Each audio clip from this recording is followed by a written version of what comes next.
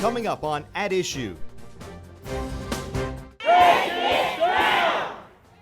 Hate or heritage? Supporters of changing the state flag rally at the Capitol. Animal cruelty. A grassroots group is asking lawmakers to strengthen laws to protect pets. He was the firewall for conservatives in this country, and so a number of levels. I had a great deal of emotion in his passing. We remember late U.S. Supreme Court Justice Antonin Scalia. At Issue starts right now.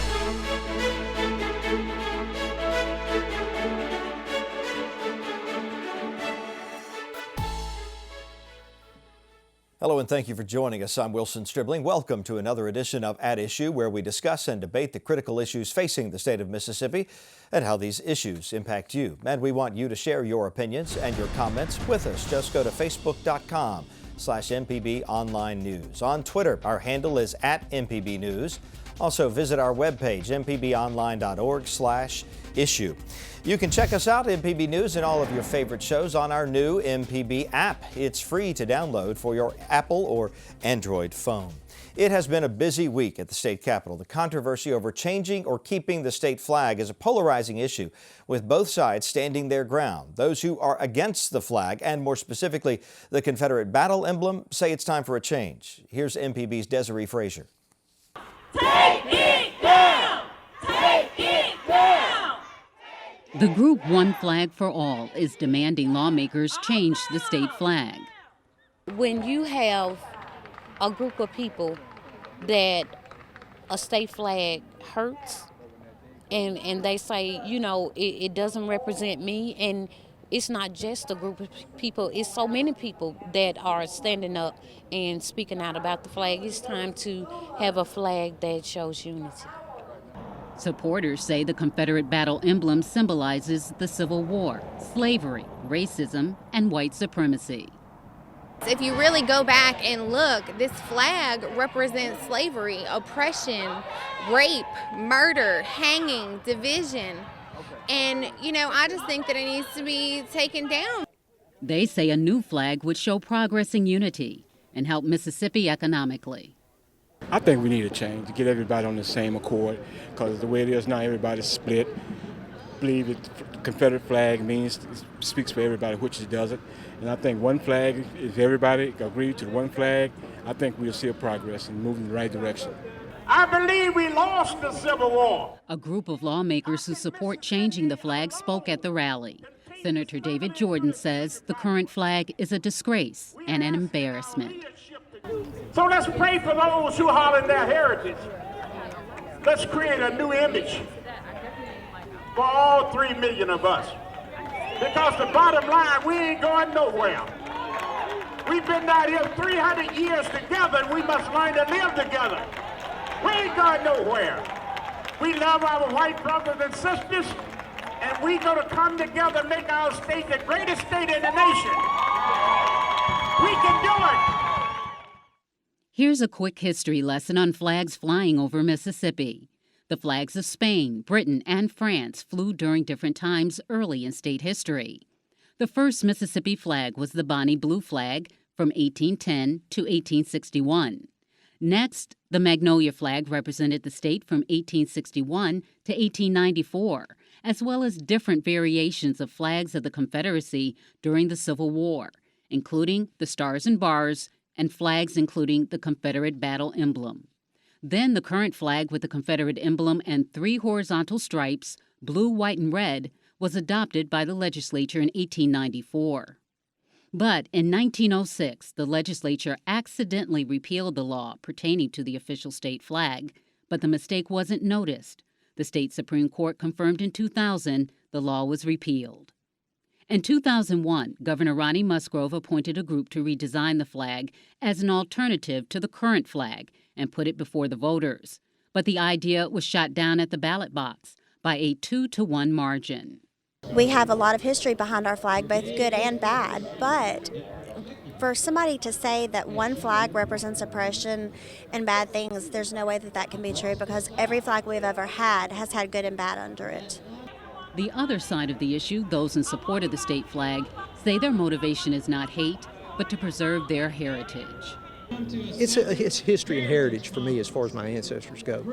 But if they feel that way, then I guess they're just going to have to feel that way if they don't want to get past it. But it goes back to letting the majority of the citizens of Mississippi decide which flag that they want to represent the state. If we lose it, we'll just have to suck it up and deal with it. If they lose it, then they need to suck it up and deal with it. And let's put this issue behind us once and for all and try to move this state forward. There are currently 5 state ballot initiatives about the state flag in the works. Initiative 55 is the Flag for All Mississippians Act. The remaining 4 initiatives call for keeping the flag. But this group is firm in its position changing the flag must happen. Desiree Frazier, MPB News. State lawmakers are considering a variety of bills to change the flag this session. Mississippi is the only state still using the Confederate emblem in its flag. South Carolina removed its flag following the killing of 9 African Americans at a church by a white man in Charleston last year.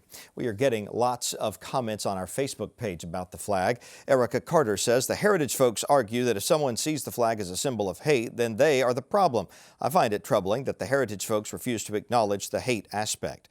Martha Kane writes, "We have a diverse population. Change the flag to one we can all be proud of, and that truly stands for the hospitality state, and put the present one in a museum where it belongs." John Purvis says, "We have already voted to keep it. To change it now would mean that what the people decided means nothing." And finally, Wema Stanton Allen says, "Will it do any good to say, leave it alone? It's part of history." Well, a bill that would protect teachers wanting to include creationism in their lessons is attracting attention. The bill's author, Republican Representative Mark Formby, tells At Issue he wants to clarify that his bill is not to promote creationism in the classroom. He says its aim is to protect teachers who want to bring it up with specific scientific theories on origins of life. The reality is that the bill does not specify that creation can or cannot be taught. The other reality is that if you are an educator and you believe in the Big Bang Theory, then you certainly can teach the Big Bang Theory. If you don't believe in it, in most schools you're required to teach it. If you happen to believe in whatever form of other creation of biological matter, then that's a scientific theory. Throw it out there and let's debate it. I have no problem with that. As a matter of fact, I actually think that it promotes good debate.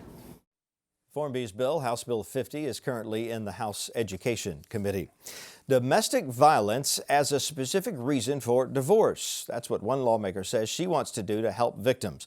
Republican Senator Sally Doty is sponsoring Senate Bill 2418, which would amend state code to add domestic violence as an additional ground for divorce. Senator Doty says current divorce laws are old-fashioned and there is confusion over cruelty and inhumane treatment, which are currently grounds for ending a marriage. An abusive relationship and domestic violence usually involves power and control issues as well as the violence.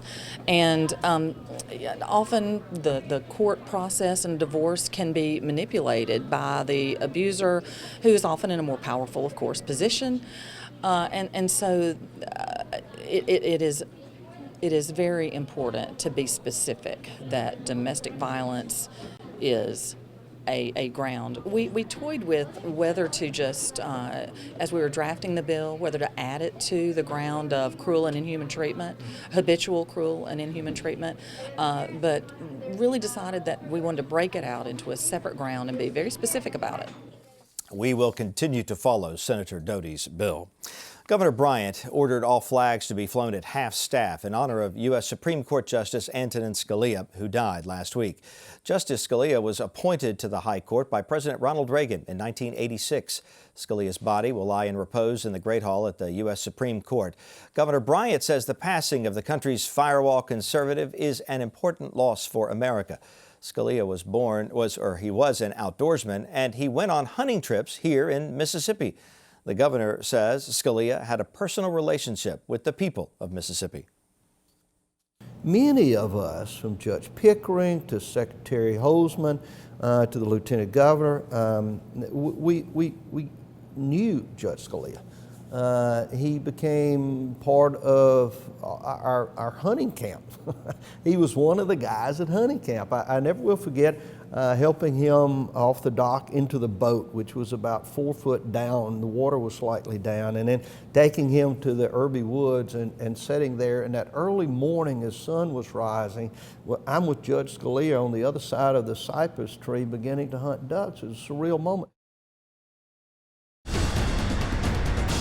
Both sides of the political aisle. Brandon Jones is a Democrat. He's an attorney with the Beria Jones Law Firm and a former member of the Mississippi House. Lucian Smith is filling in for Austin Barber this week. He is an attorney and was a Republican candidate for state treasurer in 2011. He's also former chief of staff for Governor Bryant and is currently with the law firm of Balch and Bingham. Lucian, thank you for sitting in again this week for us. And Brandon, good to have you as always. Thank you. Let's talk about Justice Scalia first of all. He made many trips, as we mentioned, to Mississippi. Brandon, you actually got to see him on one of those visits. Yeah, as an undergrad at MC, had a chance to have dinner with him after he spoke. I was telling Lucian off air, he gave a very vivid speech to explain his constitutional view. It stuck with me. I think he was a great ambassador for the law. I didn't always agree with his conclusions. As a matter of fact, I rarely did. But as an attorney, I appreciated his effort to bring people into the practice and explain to them what he did. And clearly he had lots of conservative friends here in Mississippi. Oh, absolutely. I mean, he and the governor got together virtually every time he was here, and he was such a force for conservatism. Did an extraordinary job both of protecting conservative ideals and originalist ideals on the court, but also articulating them and fighting back against a growing majority that disagreed with him on the liberal wing of the court. Let's move to the state flag now. This is one of those issues that elicits a tremendous amount of emotion on both sides, and there are not that many issues we have in Mississippi that get people so fired up on both sides, and this is one of them. We'll have to wait and see whether this becomes an issue that the people get to decide again, or if the legislature will decide, or if nothing happens. Lucian, any predictions about how you think this is going to go? I thought it was interesting that Greg Snowden, the Speaker Pro Tem of the House, introduced a bill. Don't know that I agree with the substance of the bill, but I suspect that will be a vehicle that will allow discussions about the flag to continue over the course of the legislative session, and we'll see whether there's some sort of a resolution as a result of that. You know, I think that there's a growing consensus of reasonable Republicans and Democrats that think Mississippi would be better served by a flag that represents all of its people. Not only from a moral standpoint, but also from an economic standpoint. A flag is your calling card to individuals and businesses who want to come here. I'd like to see us have a more inclusive one. I think the issue is going to come down to what it often does, and that's politicians. I hope they will use whatever political capital they have to make a difficult decision, and here they have an opportunity. Lucian, Speaker Gunn was one of the first major Republican who went on record as saying he thought it was time for a change. Do you think we'll see more high-level Republicans agreeing with him? You know, I think you did see some. The senators made the comment that they favored a change, but you've also seen a number of people say they don't think this is something that ought to be decided in the back room or forced on people by the legislature. The governor made that comment. The lieutenant governor, I think, made that comment. I mean, you have to, whatever your views on the flag are, and my personal view is I'd also like to see a new flag, but whatever your views on the flag are, 2/3 of Mississippians voted in a referendum that the Democratic governor called for in 2001, and they chose to keep the current flag. And so I think any proposal that doesn't respect the vote that was taken, I think will ultimately be even more divisive than it otherwise could be. You know, in the name of bipartisanship, I'll say I think the decision by the Democratic governor, Governor Musgrove, to put it to a vote then was a bad idea. And I think it would be a bad idea to kind of give in to this Barabbas law on the state flag. I think that what we ought to do is expect our leaders to make hard choices. I mean, there are so many elements of our lives here in Mississippi that are affected by a legislative vote. This is a big deal. It has to do with how we sell ourselves. They just passed a major economic incentive package that has a lot to do with how our state will be perceived. Similarly, I think the state flag falls into that category. I disagree with the governor and lieutenant governor. But I think that's an important point. I mean, a lot of the people who are arguing for a change in the flag often say that it has an economic consequence to the state. The fact of the matter is, just a few weeks ago, we brought in 3,500 new jobs, some of them from Germany, totally irrespective of the fact that the flag is what it is. And I'm not aware of the Germans or anybody else ever saying, we're not sure we want to come to Mississippi because of the flag that you've got. Well, Germany has their own flag problems and history problems too, so maybe they were sympathetic. But it's a good point. I mean, the truth of the matter is there's no necessary direct correlation, but I do think that it does have something to do with perception and the way we're seen. And it certainly is a big deal to many of us who think this current flag just doesn't speak for all of us. What about this argument, though, that yes, the people have spoken back when Governor Musgrove called for that group to be formed and then for it to go to a vote? A majority of the people, a large majority, did say we want to keep the flag. So why are we revisiting this? Why? How do you argue that the legislature would know better than the people? That's the argument that's made from that side. Well, difficult choices aren't always backed by popular vote. I think that we ask our leaders to show leadership, and oftentimes true leadership takes place in a situation where you are faced with serious stakes and where people have strong emotion. And so I guess I would just simply disagree that all decisions of weight should be put before a popular vote. We elected them to make hard choices. I think it's worth noting that that's exactly the opposite of the argument that the Democrats were making about Initiative 42 in the fall. I mean, then people were saying this is too important to let the legislature make a decision, so we need to, excuse me, the other way around, this is too important. And now I think the reverse is being argued with the flag. Well, I think that was kind of dereliction of duty. You've had this many chances to do it, didn't do it right. We're going to take the power out of your hands. Let's move on to charter schools now. They could be allowed now, if a bill that's being debated now makes its way through the legislature, more charter schools could be allowed, and in C districts instead of just D and F districts, and students might be allowed to cross district lines to go to a charter school. Will we eventually see more charter schools out of this, you think, Brandon?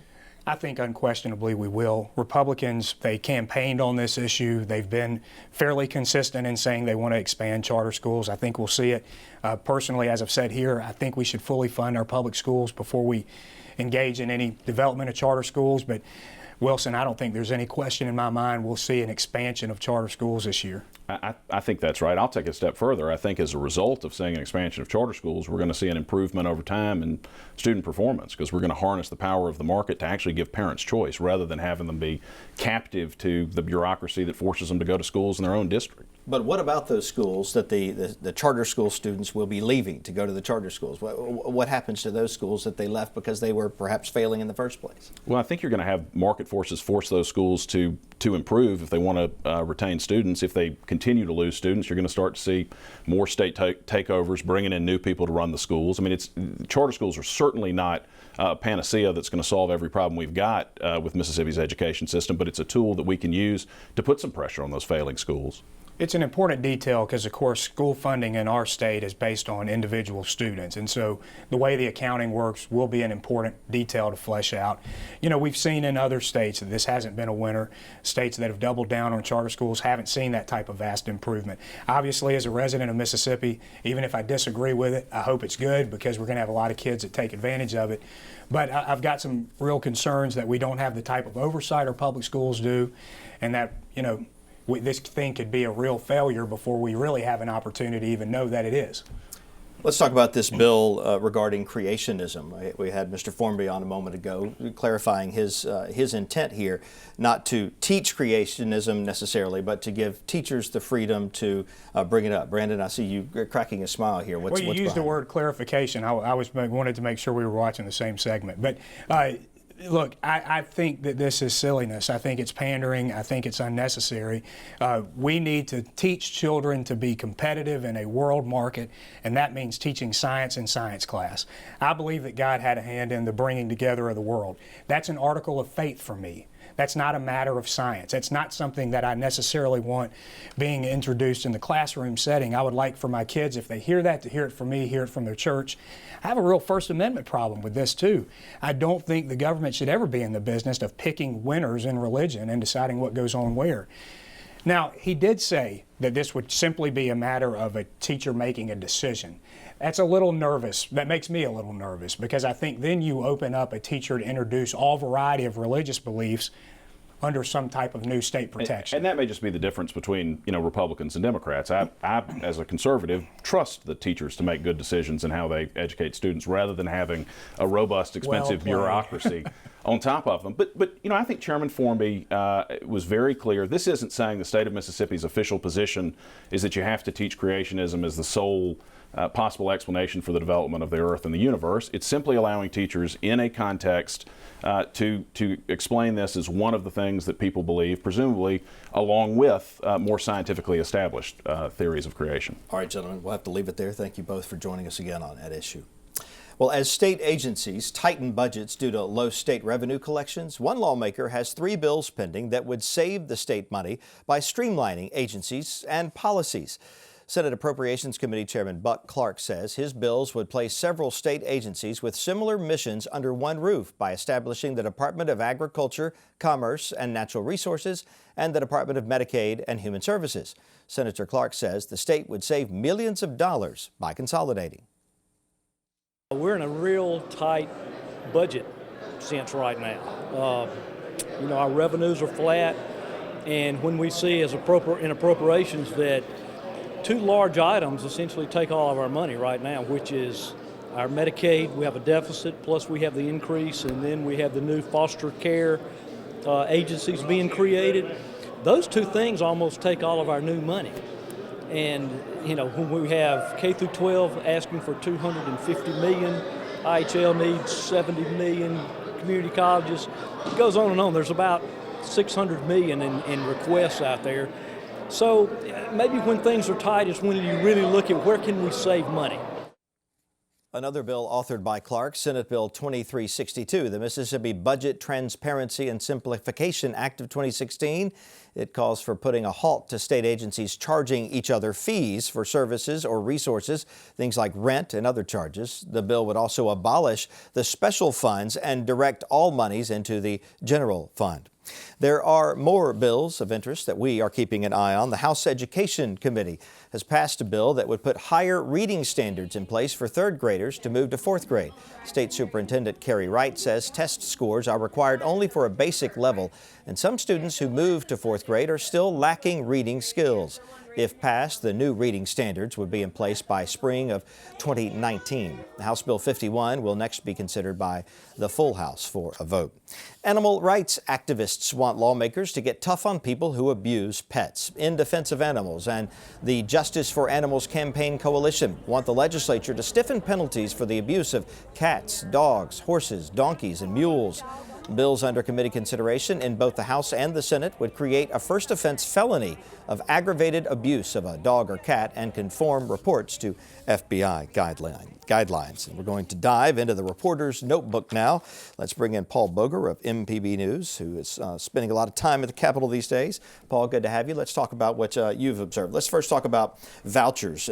Last year at this time, we were talking about this program that provides public money for students with special needs to go to either a private school or some entity that could give them more one-on-one individualized attention. Now there's talk of not necessarily, I guess, expanding that program, but giving similar vouchers to kids not based on special needs, but based on what? Based on not just special needs, but also income. Yeah. And it is an expansion of the special needs voucher bill. It's an expansion pretty much across the state. So essentially what this bill would do, it would allow individuals, families who make 350% of the federal poverty level to go to the State Department of Education and say, we would like to take our kids to a private school or homeschool them, and they would be able to receive taxpayer money to either buy materials or pay for tuition. And what's the status of that bill now? That is moving through that passed the committee and is moving through the House. It's a really interesting bill because, you know, it's new ground for Mississippi. Last year we had the special needs voucher bill. That was meant for 500 special needs students in the state that would get $6,500, and they would be able to go to a private school or again homeschool of their choice if they were removed from public school. So this is a complete expansion of that. There'll be varying amounts, $6,500 for special needs at the top end, $4,000 for middle income individuals per student. There's some interesting discussion this morning about religious liberties once again. This is something that came up in a different form last year. What's the issue now? Well, this is a direct response to what happened in Kentucky after the Supreme Court's ruling in June. So essentially this bill would allow, let me correct my phrasing here. It would protect individuals who decide that they don't want to perform same-sex marriages or anything that would violate their religious beliefs. Like you mentioned the case in Kentucky where the clerk did not want to issue the marriage license to the same-sex couple. Correct. So what would this bill do exactly here in Mississippi? Exactly what I just said. You know, there's really no better way to explain it. You know, it's one of those bills where, you know, it to me it seems like it's a bill, it's a solution looking for a problem. But it's essentially it would protect individuals who decide, you know, I don't want to perform a same-sex marriage, I don't want to do that, or any kind of thing that would violate their religious beliefs. It would protect them if they decide that they don't want to do that. And not surprisingly, there was spirited debate. In the remaining seconds we have, what should we expect in the week to come?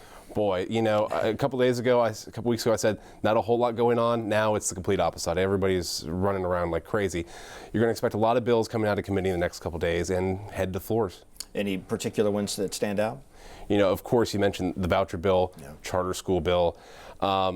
You know, the education bills are very heavy this year. You can expect a lot on that. All right, very good. Paul Boger of MPB News. You'll be back with us next week to talk about what else has been going on at the Capitol and what we can expect. For now, though, we are out of time. We invite you to join us again next Friday night on MPB for another edition of At Issue.